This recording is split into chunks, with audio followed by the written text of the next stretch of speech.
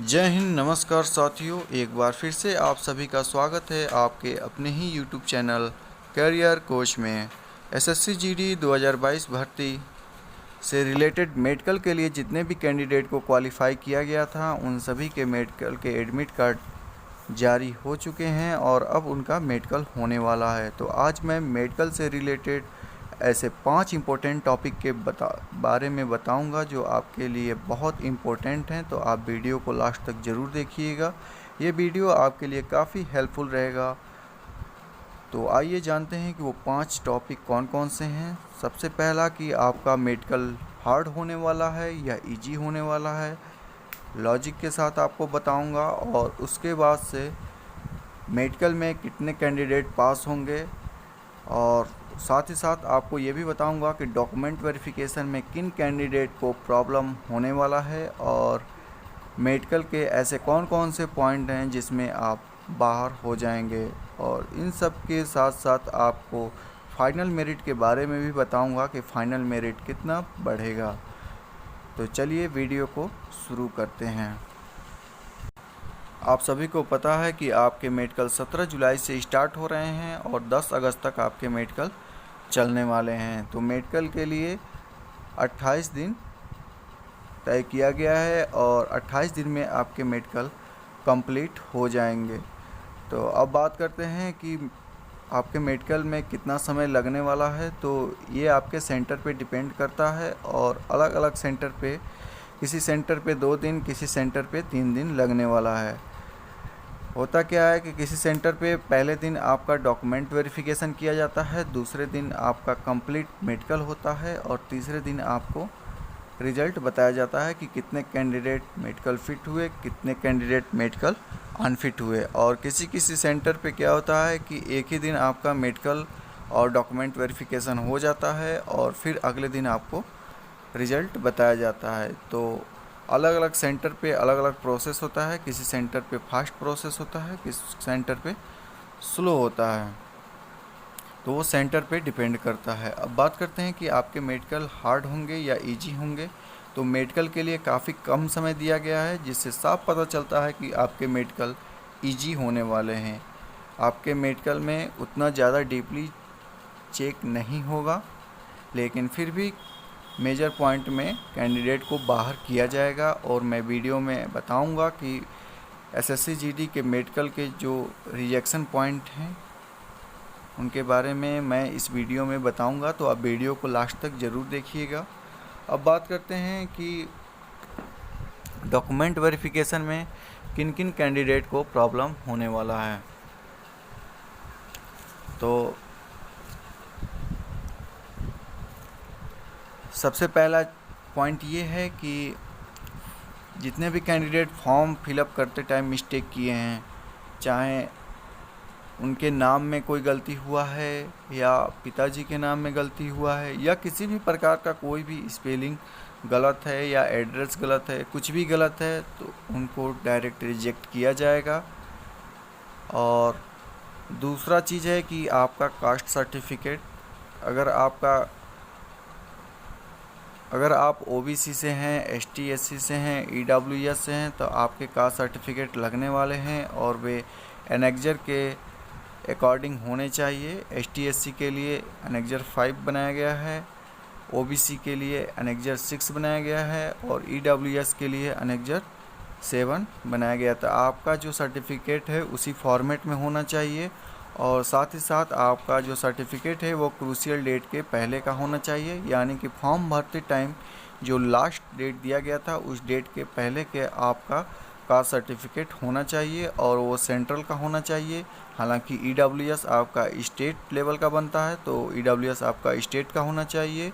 Other आपके जो ST SC हैं, ओबीसी हैं, उनके जो कास्ट सर्टिफिकेट हैं वो सेंट्रल लेवल का होना चाहिए।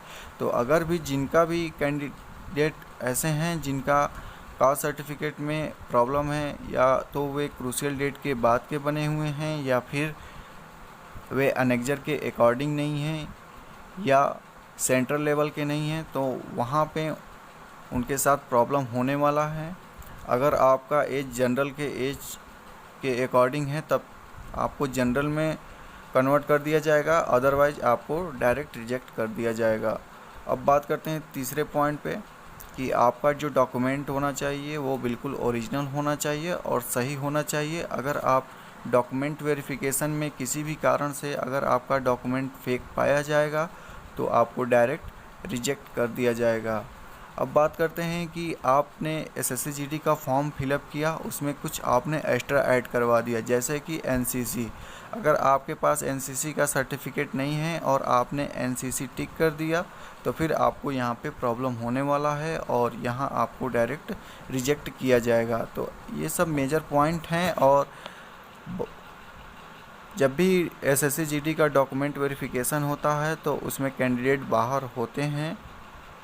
हालांकि अब लड़के काफ़ी जागरूक हैं तो काफ़ी कम चांस है लड़कों के बाहर होने के, लेकिन फिर भी लड़के डॉक्यूमेंट वेरिफिकेशन में बाहर होते हैं।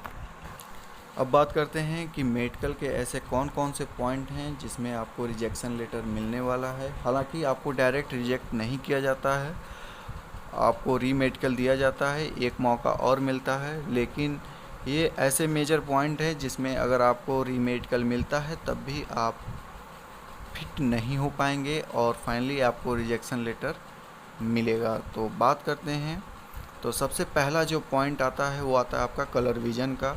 अगर आपको कलर विज़न में रीमेडिकल दिया जाता है, कलर विज़न में आपको पॉइंट मिलता है तो फिर आपको रिजेक्ट कर दिया जाएगा। दूसरा आता है आपका कैरी एंगल। अगर आपके एंगल ज़्यादा हैं तो उसमें भी आपको डायरेक्ट रिजेक्ट कर दिया जाएगा। हालांकि डायरेक्ट नहीं किया जाता है, आपको रीमेडिकल दिया जाएगा, लेकिन एक दिन में कोई इसको ठीक नहीं कर सकता, तो आपको रिजेक्शन लेटर मिलने वाला है। और बात करते हैं तीसरा नंबर पे आता है आपका टैटू। अगर आपके बॉडी में कहीं भी टैटू है तो फिर आपको वहाँ पे पॉइंट मिलने वाला है। उसके बाद से चौथा पॉइंट आता है आपका नौकनी का। आप सभी को पता हो कि नौकनी क्या होता है, और फिर नौकनी में भी आपको अगर पॉइंट मिलता है तो फिर आपको रिजेक्ट कर दिया जाएगा।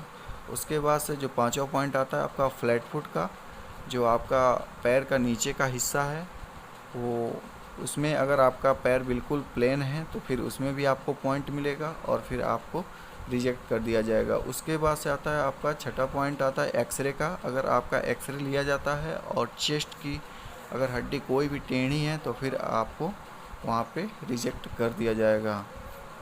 उसके बाद से बात करते हैं कि आपके जो आई टेस्ट होते हैं, आपका आई टेस्ट बिल्कुल परफेक्ट होना चाहिए, 6/6 होना चाहिए।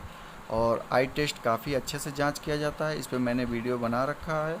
अगर आपको इस पर वीडियो चाहिए तो आप जाकर वहाँ देख सकते हैं कि आई टेस्ट कैसे होता है। तो आई टेस्ट में भी बहुत सारे कैंडिडेट को बाहर किया जाता है। अगर इसमें भी आपको पॉइंट मिलता है तो फिर आप बाहर हो जाएंगे।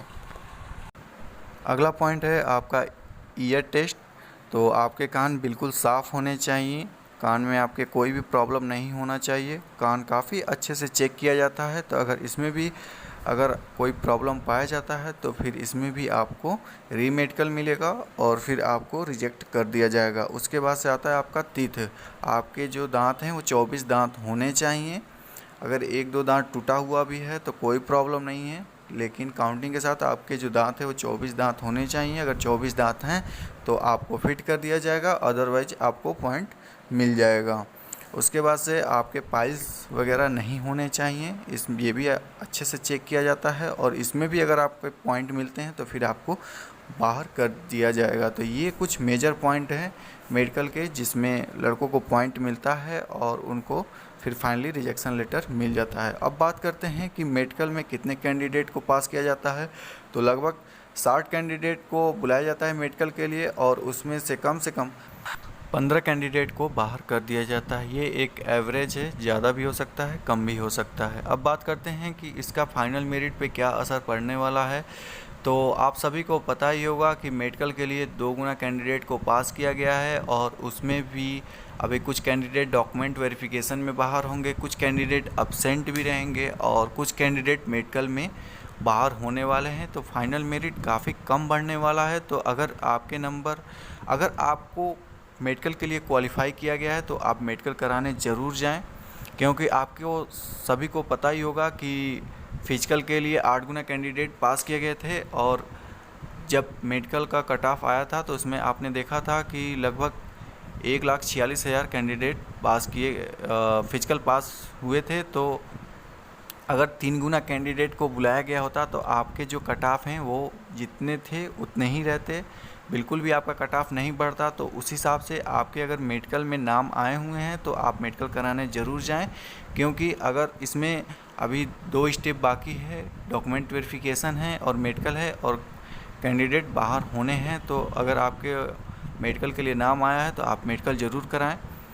कोई नहीं जानता कि कट ऑफ कितना बढ़ेगा, तो एक्सपेक्ट यही है कि अब आपके कट ऑफ ज़्यादा नहीं बढ़ेंगे। और तो आप सभी को ये 5 टॉपिक क्लियर हो गया होगा।